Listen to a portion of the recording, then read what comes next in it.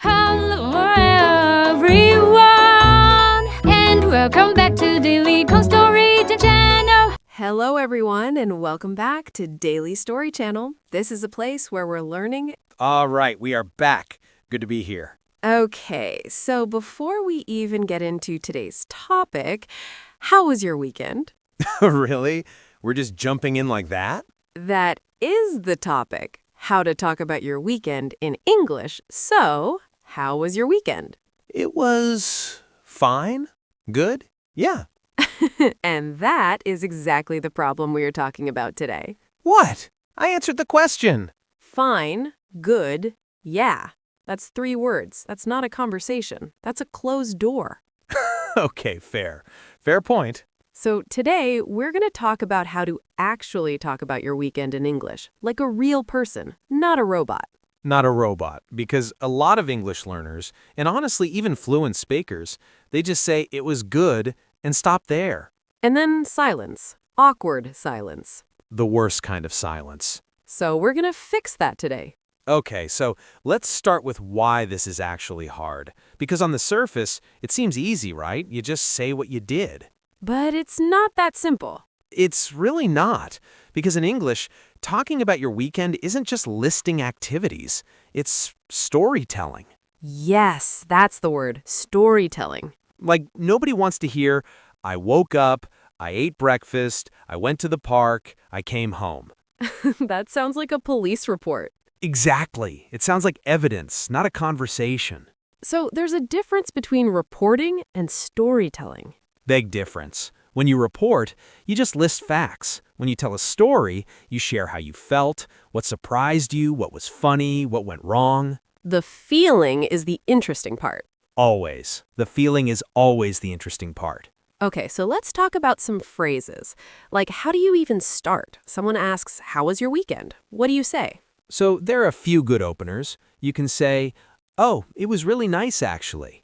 The word actually there is interesting because it adds a little surprise. Like you didn't expect it to be nice. Right. Or you can say, honestly, it was exactly what I needed. Ooh, I love that one. Because that tells the person something about how you were feeling before the weekend, too. It gives context. It's like a little window. A little window into your life, yeah. And then there's the classic, oh, where do I even start? Which means you did a lot. Which means you did a lot. Or you can say, ugh, don't even ask, which means it was terrible. And people will absolutely ask after that. They always ask after that. That's the trick. So don't even ask is actually a way to make people ask. It is a little manipulative, yes, but very human. Okay, so after the opener, you have to actually describe what you did, and this is where a lot of learners get stuck. Because they either say too little or they say everything in a flat, boring way. Right. I went to a restaurant. Full stop. Versus, so we ended up at this tiny little place, kind of hidden in a side street, and honestly, the food was unreal. See, that's so much better. Same information, but totally different energy. And notice the little words that make it come alive. Tiny little, kinda hidden, honestly. Fillers that aren't really fillers. Right, they're not just fillers, they're flavor words. They add texture to the story. Okay, let's talk about some good phrases for describing activities. Like, instead of just, I went to the park, what else can you say? So you can say, I ended up at the park, which sounds a bit more spontaneous, like it wasn't totally planned. Ended up is such a good phrase. Love ended up. Or you can say, we decided to check out this new cafe. Check out sounds casual and curious. Like you're exploring. Exactly. Or, we spent the morning just walking around. The word just there makes it sound relaxed, low-key. And sometimes the low-key weekends are the best ones to talk about because they're relatable. So relatable. Like, not every weekend is a big adventure. Sometimes you just stayed home, and that's totally valid. And you can say that. Honestly, I had a really lazy weekend and it was perfect. Or I did absolutely nothing and I regret nothing. Which is also a complete and honest weekend report. Zero shame in that. Okay, so after you describe the activity, the next step is to share how you felt about it, and this is where English learners often stop short. Because you described what happened, but not how it felt. And feelings are what connect people in conversation. So instead of I went hiking and it was good, you say, I went hiking and I forgot how much I missed being outside. Like my whole body just kind of relaxed. That's so much vivid. And you don't need fancy vocabulary, you just need to slow down and actually say what you felt. Okay, so what are some feeling phrases that work well here? For positive feelings, I had such a good time. I really needed that. It was such a vibe. It was such a vibe. I love that. Very current. Or I was completely in my element, which means you felt totally comfortable and happy. Ooh, that's a good idiom. In my element. And for when something was surprisingly good, I wasn't expecting much, but I ended up really enjoying it. That's so useful because it tells a mini story of expectation versus reality. Which is always interesting to listen to. What about negative feelings, like when the weekend was a bit of a disaster? Oh, we have to talk about this. We do, because bad weekends make the best stories. Always. So you can say, it didn't quite go as planned, which is polite. The British way of saying it was a nightmare. Exactly. Or more directly, honestly, it was a bit of a mess. Or everything that could go wrong went wrong. Murphy's Law weekend. Murphy's Law weekend. Or the phrase, it is what it is, which means it was bad, but you've accepted it. A very mature response to a bad weekend. Very mature, very zen.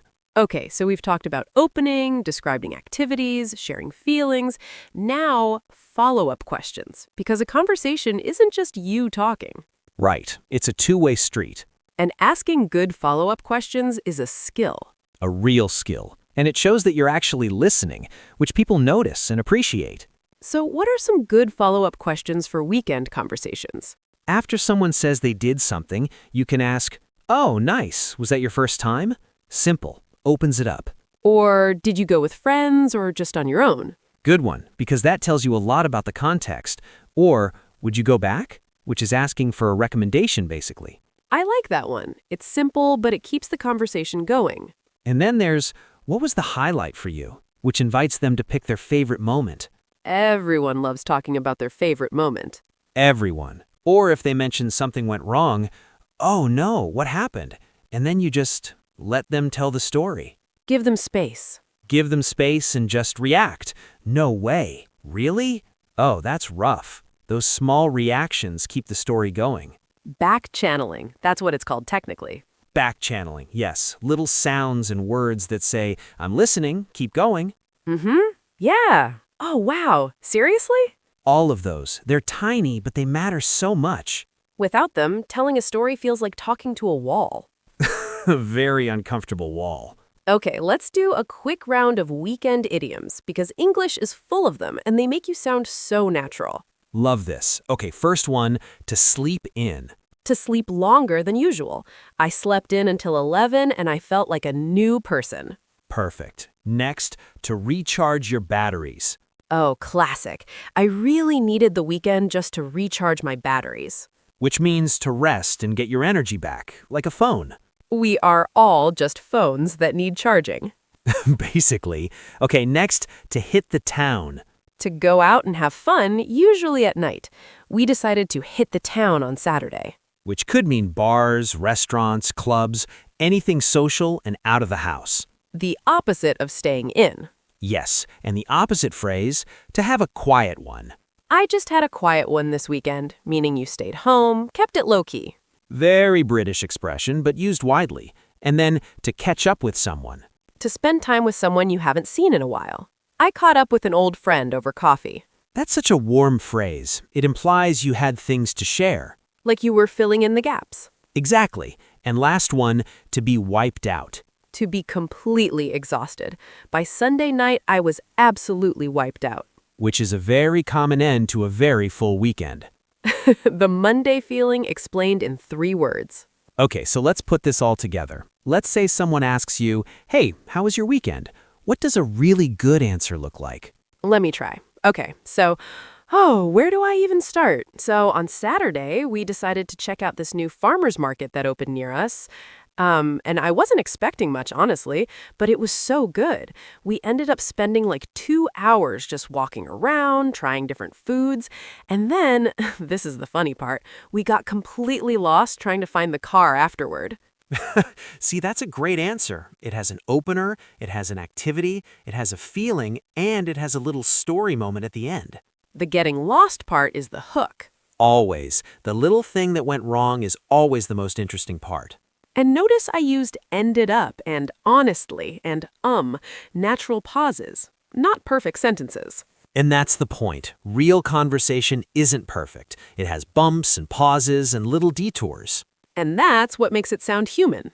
Okay, my turn. Someone asks me how was my weekend. Go ahead. Honestly, it was exactly what I needed. I had a really quiet one. Friday night, I was completely wiped out, so I just stayed in, made some food, watched a film. Saturday, I slept in, which felt incredible, and then met up with a friend I hadn't seen in ages. We just got coffee and talked for like 3 hours. Nothing dramatic, but I felt so much better by Sunday. See? That's beautiful. That's a full picture. And it's just a quiet weekend. Okay, let's wrap up. What are the big takeaways from today? Number 1, don't just say it was fine. Open the door a little. Number 2, describe what you did with flavor words. Ended up, checked out, kind of, honestly. Number 3, share how you felt. That's what people actually connect with. Number 4, ask follow-up questions. Show you're listening. Number 5, use idioms. Sleep in. Recharge your batteries. Have a quiet one. They make you sound natural. And number 6, it's okay if your weekend was boring. The way you tell it is what makes it interesting. A boring weekend well told is better than an exciting weekend badly told. That's actually really true. Okay, to everyone listening, think about your last weekend right now. What did you do? How did you feel? Could you describe it in English using what we talked about today? Try it, even just in your head, or write it down, or record yourself, because practice is everything. And next time someone asks you, how was your weekend? Don't say, fine. Say something real. Say something human. All right, that's it for today. Thank you so much for listening. We'll see you next time. Bye-bye.